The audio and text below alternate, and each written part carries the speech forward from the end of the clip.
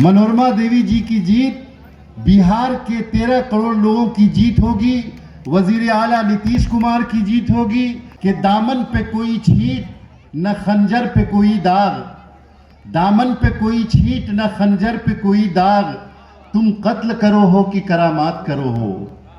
ये नीतीश कुमार हैं जिन्होंने आपकी इज्जत बचाई, आपको शोहरत दी, आपको सड़कें दी, आपको बिजली दी, जीने का हक दिया, इसलिए वोट दिया हमने।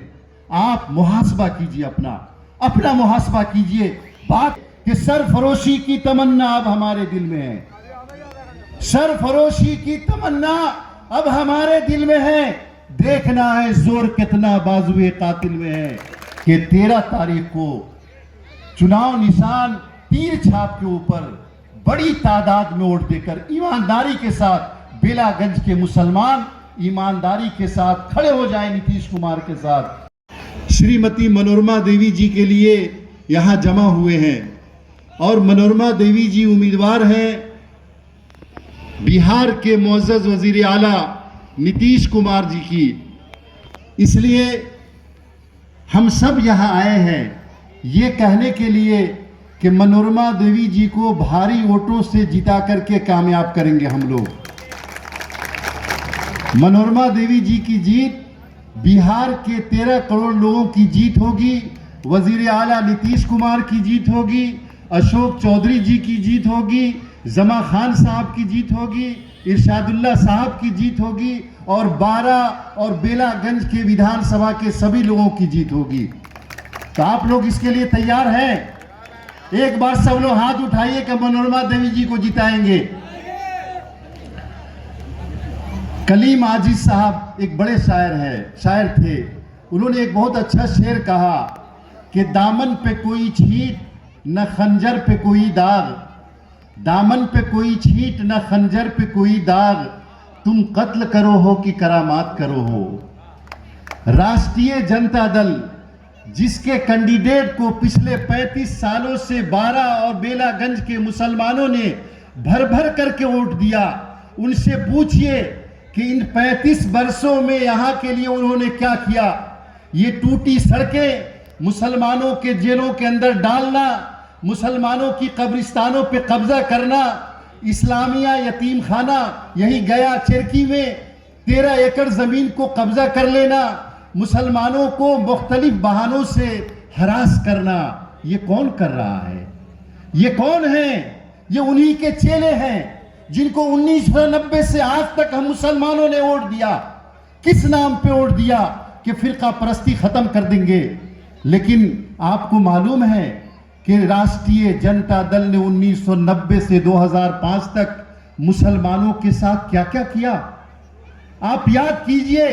इसी गया की बात है जब नक्सलाइट और सनलाइट चल रहा था, मुस्लिम खवातीन को किस तरह बेपर्दा करके नंगा करके उनकी इज्जतें लूटी गई।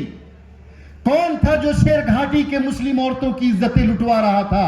आप भूल गए उस बात को जब लोग गए लालू प्रसाद यादव के पास कहने कि हम लोगों की इज्जतें लूटी जा रही है। उन्होंने क्या जवाब दिया? जाइए समझ लीजिए उन लोगों से। ये नीतीश कुमार हैं जिन्होंने आपकी इज्जत बचाई, आपको शोहरत दी, आपको सड़कें दी, आपको बिजली दी, जीने का हक दिया। लेकिन हमें याद नहीं रहता, हमको ये याद नहीं रहता कि ये लालू प्रसाद यादव जी हैं जिन्होंने मुस्लिम उलमाए कराम पर, मदरसे के मौलवियों पर लाठियां चलवाई थी। ये नीतीश कुमार हैं जिन्होंने मदरसे में 7वीं पे कमीशन लागू किया और 1900 से ज्यादा मदरसों को मंजूरी दी। हमको याद नहीं रहता कि किस तरह लालू प्रसाद यादव जी दंगे कराते थे। अभी इरशादुल्ला साहब कह रहे थे भागलपुर में दंगा हुआ, सबको पता है। 1989 में दंगा हुआ, 2005 तक भागलपुर के दंगाई कहां थे? आप पूछिए राष्ट्रीय जनता दल वालों से कि कहां थे 2005 तक भागलपुर के दंगाई जिन्होंने मुसलमानों के 1000 मुसलमानों को कत्ल कर दिया था।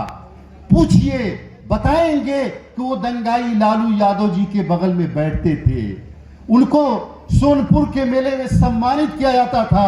ये नीतीश कुमार हैं जिन्होंने 2005 में सरकार के आते ही सबसे पहले भागलपुर के दंगाइयों पे एक जुडिशियल इंक्वायरी गठित कराई, जज को बनाया कि इंक्वायरी करिए, और जितने दंगाई थे नाम लिया गया, कामेश्वर यादव जेल भेजा।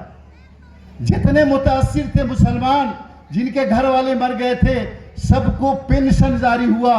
याद रखिए, हिंदुस्तान की तारीख में किसी भी दंगे के बाद किसी सरकार ने पेंशन जारी नहीं किया जो नीतीश कुमार ने मुसलमानों को जारी किया, और आज तक पेंशन मिल रहा है। फिर क्यों दिया हमने वोट?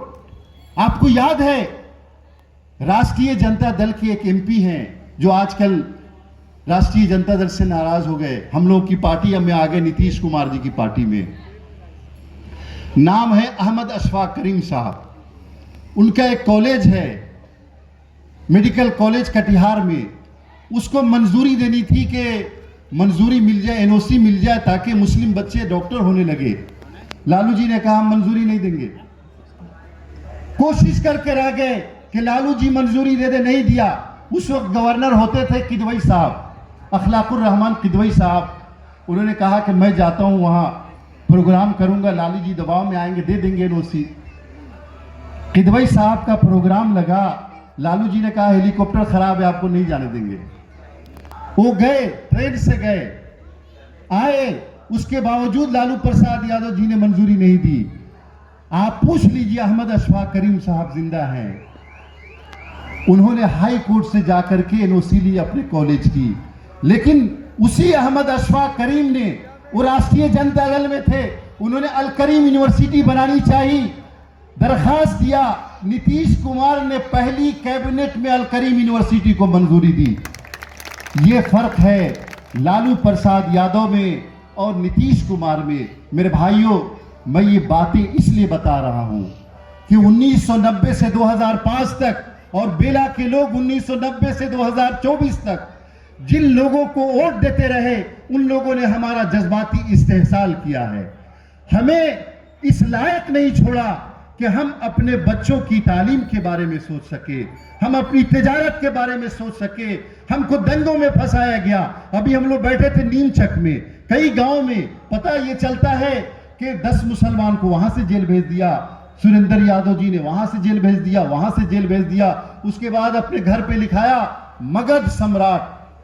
मगध सम्राट मुसलमानों पर जुल्म करने के लिए, मगध सम्राट बने हो मुसलमानों के बच्चों को जाहिल करने के लिए, मुसलमानों के गांव की तरक्की रोकने के लिए, मुसलमानों की तिजारत बर्बाद करने के लिए और मुसलमानों के माशी एतबार से तंगहाल करने के लिए।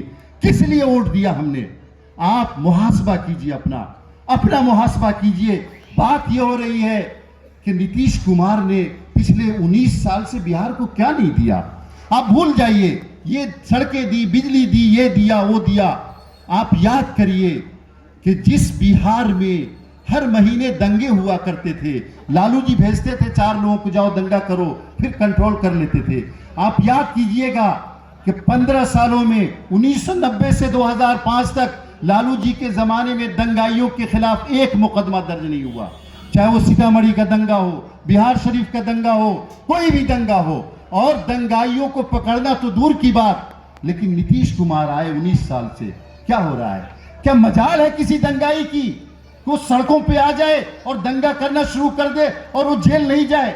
अभी बिहार शरीफ में दंगा हुआ, कोशिश की कि दंगा करे, पता है कितने लोगों पे एफआईआर हुआ? 1300 लोगों पे एफआईआर हुआ।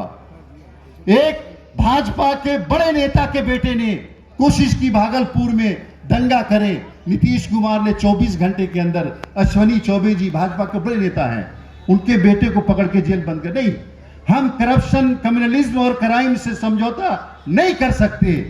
मेरे भाइयों, जिस बिहार में नीतीश कुमार ने जिस बिहार के समाज को दंगों से पाक किया, जिस बिहार के समाज को और खास तौर से मुसलमानों को इंसाफ के साथ तरक्की दी, और जहां टीचर्स बहाल हुए 2,20,000, उसमें नाम गिनिए 40,000 मुसलमान निकलेंगे। जहां डॉक्टर बहाल हुए 3,000, नाम गिनिए, पता चला 700 मुसलमान बहाल हो रहे हैं। कभी ना इंसाफी नहीं की। उस नीतीश कुमार के साथ हम मुसलमानों ने क्या इंसाफ किया?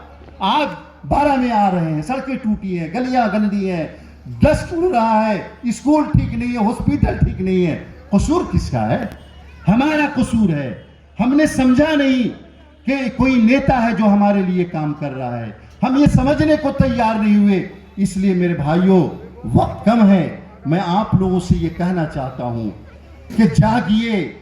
बहुत सारे मदारी आएंगे, तरह तरह की बातें करेंगे, और उनको बताइए कि सरफरोशी की तमन्ना अब हमारे दिल में है। सरफरोशी की तमन्ना अब हमारे दिल में है। देखना है जोर कितना बाजुए कातिल में है। वक्त आने दे, बता देंगे तुझे ऐ आसमां। वक्त आने दे, बता देंगे तुझे ऐ आसमां। हम अभी से क्या बताएं क्या हमारे दिल में है। मेरे भाइयों, 12 के भाइयों, जोश पैदा कीजिए, जुनून पैदा कीजिए, और इंसाफ के लिए काम करने वाले नीतीश कुमार के लिए कभी सोचा कि नीतीश कुमार के पास भी कोई बेटा है क्या? नीतीश कुमार के पास भी कोई भाई है क्या? नीतीश कुमार के पास भी फैमिली है क्या? कभी सोचा इसको आपने? नहीं सोचा, न सोचेंगे। लेकिन याद रखिए, नीतीश कुमार परिवार वाले हैं, लेकिन उन्होंने बिहार को अपना परिवार बनाया है और आपको अपना परिवार बनाया है। इसलिए मैं आप लोगों से दरखास्त कर रहा हूं कि 13 तारीख को चुनाव निशान तीर छाप के ऊपर बड़ी तादाद में वोट देकर ईमानदारी के साथ बेलागंज के मुसलमान ईमानदारी के साथ खड़े हो जाएं नीतीश कुमार के साथ। यकीन जानिए, बिहार की सियासत बदलेगी, मुल्क की सियासत बदलेगी। आप लोग खड़े होइएगा ना नीतीश कुमार के साथ? वोट दीजिएगा, जोर से हाथ उठाइए सब लोग। बहुत बहुत शुक्रिया। और बहुत सारे हमारे नेतागण हैं जो बात करेंगे। मैं